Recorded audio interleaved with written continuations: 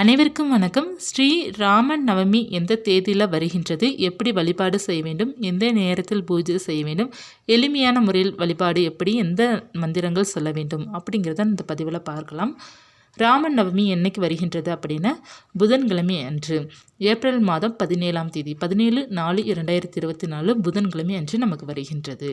நமக்கு திதி நேரம் நவமி திதி எவ்வளோ நேரம் இருக்கின்றது அப்படின்னா செவ்வாய்க்கிழமை மாலை 5:47 புதன்கிழமை மாலை 6:59 வரை நமக்கு திதி நேரம் இருக்கின்றது. நீங்கள் வழிபாடு செய்ய வேண்டிய நேரம் பார்த்தீங்க அப்படின்னா புதன்கிழமை காலை பிரம்மமுகூர்த்த நேரத்துலேருந்தே நீங்கள் வழிபாடு செய்து கொள்ளலாம். செய்துட்டு நீங்கள் 7:30 வரை வழிபாடு செய்துட்டு அப்புறம் 7:30 to 9 மணி வரை நமக்கு யமகண்ட நேரம் இருக்குது. அந்த நேரத்தில் வழிபாடு செய்யாமல் காலை 7:30க்குள்ளே நீங்கள் வழிபாடு செய்துட்டு பிறகு 9:30 10:30 காலை நேரம் நல்ல நேரமாக இருக்கின்றது. இந்த நேரத்தில் வழிபாடு செய்து கொள்ளலாம். அல்லது மாலை 6 மணிலேருந்து 7 மணிக்குள்ளே நீங்கள் தாராளமாக வழிபாடு செய்து கொள்ளலாம். ரொம்ப எளிமையான வழிபாடு தான் ராமநவமி வழிபாடு. இதற்கு சொல்ல வேண்டிய மந்திரம் என்ன அப்படிங்கிறதே நம்ம பார்க்கலாம். உங்களுக்கு ராமருடைய பட்டாபிஷேகம் படம் இருக்கின்றது அப்படின்னா அந்த படத்தை எடுத்து வச்சுக்கோங்க. அப்படி ராமருடைய படம் எதுவுமே இல்லை அப்படின்னா கூட நீங்கள் ஒரு அகல் தீபம் ஏற்றி வைத்து நீங்கள் வழிபாடு செய்து கொள்ளலாம். அவங்களுடைய படத்தை நீங்கள் எடுத்து வச்சு நல்லா சுத்தம் பண்ணிவிட்டு மஞ்சள் குங்குமம் சந்தனம் எல்லாம் பொட்டு வைத்து அலங்காரம் செய்து நீங்கள் துளசி மாலை மல்லிகைப்பூ என்ன வாசனை மலர்கள் இருக்கோ அந்த மலர்களெல்லாம் நீங்கள் அலங்காரம் செய்துட்டு நீங்கள் ஒரு அகல் தீபம் நெய் தீபமாக ஏற்றி வைத்துக்கோங்க. ஏற்றி வைத்துட்டு நீங்கள் நெய்வேத்தியமாக பால் பாயசம் சர்க்கரை பொங்கல் வெற்றிலை பாக்கு வாழைப்பழம் இதெல்லாம் உங்களால் என்ன முடியுதோ பால் என்ன முடியுதோ அதை வைத்து நீங்கள் வழிபாடு செய்துக்கோங்க. ராம நவமி அன்று நம் முக்கியமான 5 விஷயங்கள் கடைபிடிக்க வேண்டும். அந்த நாளன்று நாம் என்னென்ன செய்ய வேண்டும் அப்படின்னா விரதம் இருக்க வேண்டும். விரதம் முடியும் அப்படின்னா நீங்கள் காலையிலேருந்து விரதம் இருக்க ஆரம்பிச்சுட்டு மழை நேரம் பூஜை செய்துட்டு விரதத்தை முடித்துக்கொள்ளலாம்.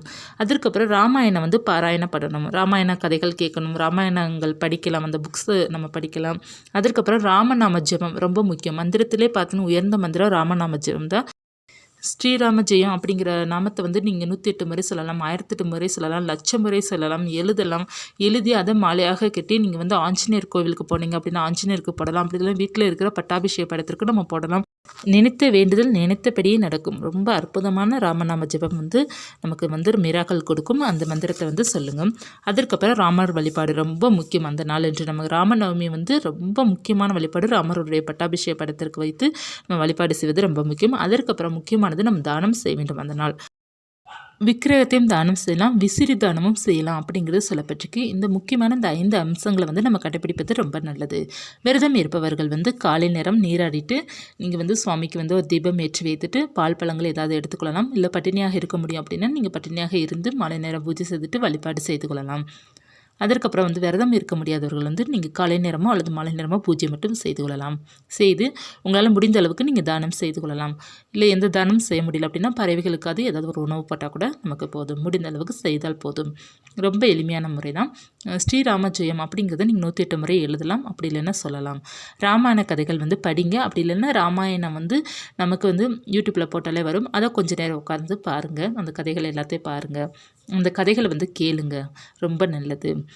ராமநவமி பூஜை செய்வதால் நமக்கு என்ன நன்மைகள் இருக்குது அப்படின்னா நமக்கு பேர் புகழ் செல்வம் எல்லாமே நமக்கு தரும். ராமநவமி வழிபாடு செய்வதனால் மற்றும் நம்மளுடைய நினைத்த காரியம் நமக்கு நிறைவேறும். நமக்கு ஒரு சில காரியங்கள் நம்ம செய்யணும்னு நினைப்போம். ஆனால் நிறைய காரிய தடைகள் வரும். அந்த தடைகளிலிருந்து நமக்கு விலகி நமக்கு நல்ல ஒரு பலனை கொடுக்கக்கூடியது அந்த ராமநவமி வழிபாடு.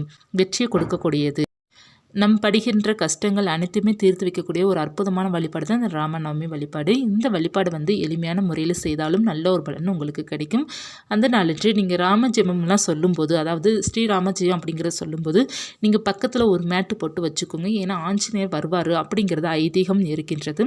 அவர் அதை நீங்கள் சொல்லும்போது பாராயணம் பண்ணும்போது அவர் அது மனம் குளிர அதை கேட்பாங்க அப்படிங்கிறது கதையில் சொல்லப்பட்டிருக்கிறது. ஆனால் நீங்கள் பூஜையில் ஒரு மேட்டில் உட்காந்தீங்க அப்படின்னா நீங்கள் இன்னொரு மேட்டு தனியாக விரித்து வச்சுக்கோங்க. அதில் ஆஞ்சநேயர் அமர்வார் அப்படிங்கிறது கதைகளில் சொல்லப்பட்டிருக்குதுங்க. உங்களுக்கு இதில் நம்பிக்கை இருந்தால் இந்த மாதிரி ஃபாலோ பண்ணிக்கோங்க. அப்படி இல்லைன்னா நீங்கள் மட்டும் அமர்ந்து நீங்கள் இந்த மந்திரத்தை சொல்லுங்கள். ஆஞ்சநேயரோட அருளால் உங்களுடைய காரியங்கள் எல்லாமே வெற்றியாகும். ராமருக்கு தீவிர பக்தர் ஆஞ்சநேயர். அதனால் அவருடைய நாமம் சொல்கின்ற இடத்தில் அவர் அமர்வார் அப்படிங்கிறது கதைகளில் இருக்கின்றது. ரொம்ப எளிமையான வழிபாடு செய்து நல்ல பலனை நீங்கள் பெறணும் அப்படிங்கிறது இறைவனிடம் நான் பிரார்த்தனை பண்ணிக்கிறேன். இந்த பதிவு உங்களுக்கு உபயோகமாக இருந்துச்சுன்னா லைக் பண்ணுங்கள். இது போன்ற தகவல் தெரிந்து கொள்ளணும் அப்படின்னா சேனலை சப்ஸ்கிரைப் பண்ணி வச்சுக்கோங்க. நன்றி.